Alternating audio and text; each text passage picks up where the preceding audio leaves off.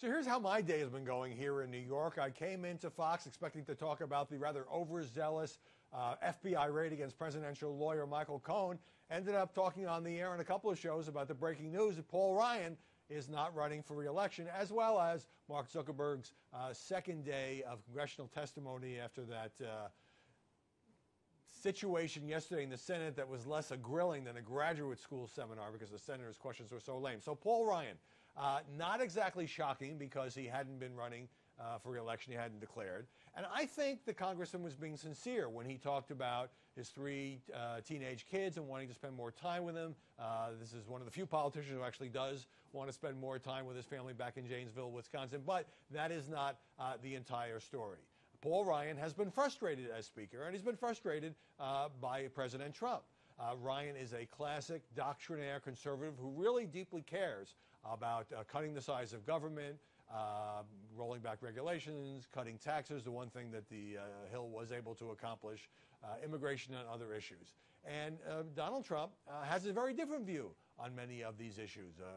Candidate Trump told me during the election that he didn't want to cut Medicare or Social Security. He felt that that was a promise to voters. Ryan very much feels like you have to reform entitlements in order to get the budget under control. That gargantuan zillion-dollar spending bill that the president reluctantly signed, that's exactly what Paul Ryan doesn't want to do.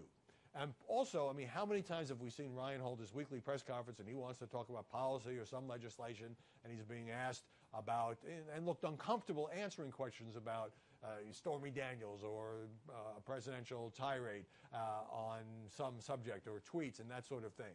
I just think it has not been a comfortable working relationship. Now, in the news conference, Ryan kind of deflected the notion that he was going to step down as Speaker at the end of the year because he thought that the Republicans might lose the House and he'd be House Minority Leader. I think that may have been in the back of his mind. I don't necessarily think it was the main motivating factor. I do think he was looking ahead at not being able to accomplish any more of his agenda, especially if the Republicans lose the House, but even if they retain the House. And so the dynamics are really interesting, and there is this question. Paul Ryan never really wanted to be Speaker. He was reluctantly drafted. John Boehner, career congressman, resigned in frustration. Now Paul Ryan resigning in frustration. Can anybody successfully lead the House GOP caucus? Because you have such deep divisions, exacerbated at times by President Trump having a different agenda, one that he was elected on, between the very conservative part of the caucus that was perfectly willing to slash Obamacare benefits in order to get a repeal going, and somewhat more moderate, or you could say pragmatic members who didn't want to go there, clashes on immigration. There's a reason that a lot of the major policy battles just have not been resolved by the House or have been killed in the Senate.